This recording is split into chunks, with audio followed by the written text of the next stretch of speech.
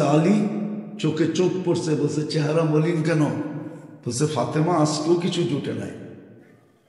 তো ফাতেমা রাদিয়াল্লাহু তাআলা আনহা বলতেছে আলী ওয়াজাদনা শাকারনা লাম নাজিদ সাবারনা, পাবো তো শুকরিয়া আদায় করবো না, পাবো তো সবর করবো। দোনো অবস্থায় আল্লাহ আমাদের সাথে। আর আলী তুমি কি ভুলা গেলে যাদের সাথে আল্লাহ থাকে তাদের চেহারা মলিন হওয়ার শোভা পায় না? তোমার চেহারা মলিন কেন? হাসবে তো দরজা খুলবো না, এলে খুলবো না।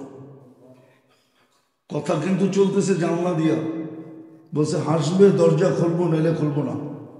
তো দরজা খুলা দিছেন, হাসতেন, দরজা খুলা দিছেন। পরেরটা আলী রাদিয়াল্লাহু তাআলা আনহু বলতেছেন যে ফাতেমা সাররাত ওয়া তাবাসসামাত, আমি যখন ঢুকতেছিলাম তো ফাতেমা মুস্কি মুস্কি হাসতেছিল আর খুশিতে আত্মহারা ছিল। চতুর্থ দিনের ক্ষুধার্ত, তারপরও হাসে। তো বলে আমি আমাকে ধরে রাখতে পারি নাই, কাঁধে হাত দিয়া বললাম রহিমাল্লাহু ইমরাআতান, তোর মতো মেয়েদের উপরে কিয়ামতের সকাল পর্যন্ত আল্লাহ রহমতের বৃষ্টি বর্ষণ করো। এই অবস্থায় তুই হাসতে পারস?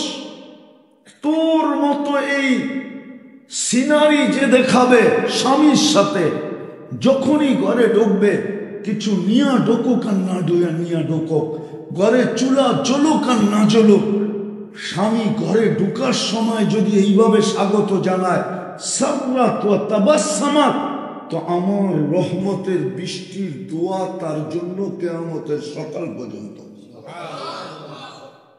বলেন কেমন কদর, কেমন পরিবেশ! আল্লাহ আমাদেরকে আমল করার তৌফিক দান করেন।